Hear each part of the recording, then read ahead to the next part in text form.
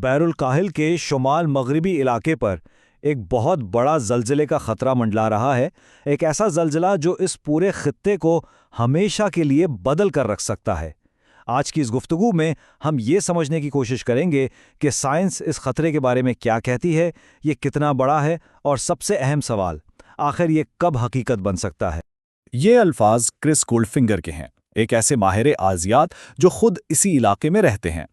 तो ये कोई दौर की साइंसी थ्योरी नहीं है, बल्कि ये उन लोगों के लिए एक ठोस हकीकत है जो रोज़ाना इस खतरे के साए में जी रहे हैं।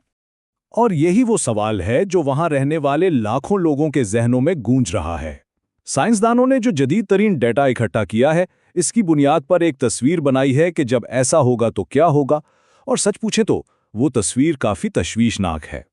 तो आइए इसको ज़रा तफसील से देखते हैं। यहाँ हम इम्कानात या अगर मगर की बात नहीं कर रहे। साइंसी मॉडल्स हमें एक ऐसे मुस्तकबिल की झलक दिखा रहे हैं जिसका होना तकरीबन तय है। तो आखिर ये बदतरीन सूरत हाल दिखेगी कैसी? ज़रा इन आदादो शुमार को देखें। ये सिर्फ हिंद से नहीं है, इनके पीछे जिंदगियां हैं, ख़ानदान है, एक पूरा मुआशरा है। सोचें ज़रा, 600 मील लंबी साहिली पट्टी की तबाही, ज़्यादातर अस्पतालों का मलबे का ढेर बन जाना और महीनों तक बिजली का गायब हो जाना, ये एक ऐसी तबाही है जिसका पैमाना तसव्वुर से भी बाहर है। और यही बात इस तबाही की संगीनी को वाज़े करती है। माहिरीन का मानना है कि शुमाली अमेरिका की तारीख में इससे बड़ी आफत शायद कभी नहीं आई होगी। अच्छा, तो सवाल ये है कि साइंसदान इतने यकीन से ये सब कैसे कह सकते हैं? इसका जवाब हैरत अंगीज तौर पर मुस्तकबिल में नहीं बल्कि माजी में छुपा है। ये बिल्कुल एक जासूसी कहानी की तरह है जिसके सुराग जमीन के नीचे दफन हैं। और इस कहानी का सबसे बड़ा मुअम्मा ये था, माहिरीन अर्जियात ने देखा कि नेस्कोवन जैसे साहिलों पर सैकड़ों मुर्दा दरख्तों के तने मौजूद हैं, लेकिन ये ऐसे दरख्त हैं जो सिर्फ मीठे पानी में उगते हैं। तो फिर ये खारे पानी के समुद्री साहिल पर क्या कर रहे थे? जब तहकीक की गई तो पता चला कि ये भूत जंगलात असल में एक बहुत बड़े और अचानक आने वाले जलजले का सबूत है। एक ऐसा वाकया जिसने जमीन को इतनी तेजी से नीचे धकेल दिया कि पूरा का पूरा जंगल पलक झपकते में समंदर में डूबकर खत्म हो गया। एक तरह से ये एक कुदरती कत्ल का मंजर ही था। इन्हीं दरख्तों के रिंग्स को स्टडी करके साइंसदानों ने उस आखिरी बड़े जलजले की बिल्कुल ठीक तारीख का पता लगा लिया। ये वाकया हुआ था सन 1700 में।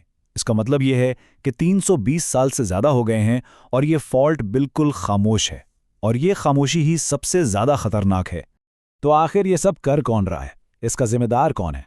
इसका नाम है कैस्केडिया सबडक्शन जोन। यही वो मुजरिम है जो इस पूरे खतरे की जड़ है, और इसके काम करने का तरीका जितना दिलचस्प है उतना ही खौफनाक भी। आसान जबान में समझें तो ये वो जगह है जहां जमीन की दो बहुत बड़ी टेक्टोनिक प्लेटें टकराती हैं और एक प्लेट दूसरे के नीचे घुस जाती है। और ये कैस्केडिया फॉल्ट कोई छोटा मोटा फॉल्ट नहीं, ये 620 मील लंबा है, यानी ये जमीन के सबसे बड़े फॉल्ट्स में से एक है। अब दुनिया में और भी ऐसे बड़े फॉल्ट्स हैं जैसे जापान और चिली में, लेकिन कैस्केडिया उन सबसे बहुत मुख्तलिफ है। वहां क्या होता है कि छोटे छोटे जलजले आते रहते हैं जिससे एनर्जी थोड़ी थोड़ी करके निकलती रहती है। लेकिन कैस्केडिया ये बिल्कुल खामोश है। ये फिसल नहीं रहा, बल्कि एक जगह पर अटका हुआ है, लॉक्ड है, और पिछली 3 सदियों से सिर्फ तवानाई जमा किए जा रहा है। इसको समझने का बेहतरीन तरीका एक चार्ज होती हुई बैटरी की मिसाल है। ये फॉल्ट एक बैटरी की तरह एनर्जी स्टोर कर रहा है। मसला सिर्फ ये है कि इस बैटरी पर कोई इंडिकेटर नहीं लगा। हमें नहीं मालूम कि ये 10% चार्ज है या 99%। साइंसदानों को ये तो पता है कि तवानाई जमा हो रही है, लेकिन कोई ये नहीं बता सकता कि ये कब फटेगी। तो ठीक है, ये खतरा तो पूरे इलाके पर है, लेकिन कुछ जगह हैं जैसे सियाटल और पोर्टलैंड खास तौर पर बहुत ज़्यादा खतरे में हैं। और इसकी वजह सिर्फ फॉल्ट से कुर्बत नहीं, बल्कि इसकी वजह वो ज़मीन है जिस पर ये शहर बने हैं। सियाटल की मिसाल लेते हैं। ये शहर किसी ठोस चट्टान पर नहीं, बल्कि नरम मिट्टी के एक बहुत बड़े प्याले जैसी जगह पर बसा हुआ है। अब जब जलजले की लहरें इस प्याले में आएंगी तो वो बाहर नहीं निकल पाएंगी, बल्कि अंदर ही घूमती रहेंगी। इसका नतीजा जमीन किसी जेली की तरह तकरीबन 5 मिनट तक मुसलसल हिलती रहेगी। और एक और बहुत बड़ा खतरा है जिसे लिक्विफैक्शन कहते हैं। इसमें होता यह है कि जलजले के शदीद झटकों से ठोस नजर आने वाली जमीन अपनी सख्ती खो देती है और एक दलदल जैसी बन जाती है। फिर इमारतें, सड़कें, पुल, सब कुछ इस दलदल में धंस सकता है। और ये बात तो और भी परेशान कौन है। रियासत ओरेगॉन का 90% फ्यूल यानी 90% एक ऐसे बहुत बड़े टर्मिनल में रखा है जो बिल्कुल ऐसी ही जमीन पर बना है जहां लिक्विफैक्शन का शदीद खतरा है। अगर जलजला आया तो ये टैंक फट सकते हैं और लाखों गैलन जलने वाला ईंधन सीधा दरिया में जा गिरेगा। तो ये सिर्फ एक आफत नहीं बल्कि एक के बाद एक दोहरी आफत है। पहले तो जलजला खुद जमीन पर हर चीज को तबाह करेगा और फिर सिर्फ चंद मिनट के बाद समंदर में एक बहुत बड़ी सुनामी उठेगी जो साहिल की तरफ बढ़ेगी। तो जब खतरा इतना बड़ा और यकीनी है तो इसका मुकाबला कैसे किया जाए? जलजिले की पेशगोई तो की नहीं जा सकती, इसलिए सारा जोर तैयारी और अर्ली वार्निंग सिस्टम्स पर है। यही तो जलजिलों की सबसे खतरनाक बात है। जैसे तूफान आने से पहले मौसम बदल जाता है, जलजिले के साथ ऐसा कुछ नहीं होता। इसका कोई मौसम नहीं, कोई वक्त नहीं।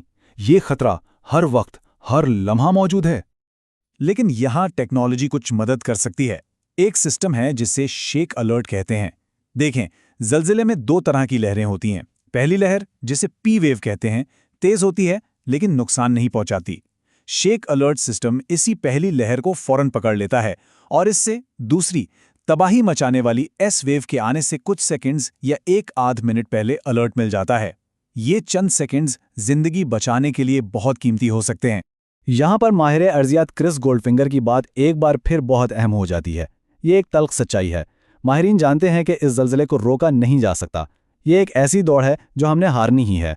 सवाल सिर्फ ये है कि हम इस हार के असरात को कितना कम कर सकते हैं। तो भूत जंगलों से मिलने वाले सबूत हों या जदीद जीपीएस डेटा, सब एक ही तरफ इशारा कर रहे हैं। अजीम कैस्केडिया जलजिला अब कोई थ्योरी नहीं रही, ये एक हकीकत है जो बस अपने वक्त का इंतजार कर रही है। और ये हमें इस आखिरी और सबसे अहम सवाल पर लाकर छोड़ देता है। साइंस ने खतरे की घंटी बजा दी है। तारीख ने हमें दिखा दिया है कि क्या हो सकता है। अब ये वहाँ की कम्युनिटीज़ पर, हुकूमतों पर और हर एक फर्द पर मुनहसर है कि वो खुद से पूछें, जब वो बड़ा जलजिला आएगा तो क्या हम तैयार होंगे?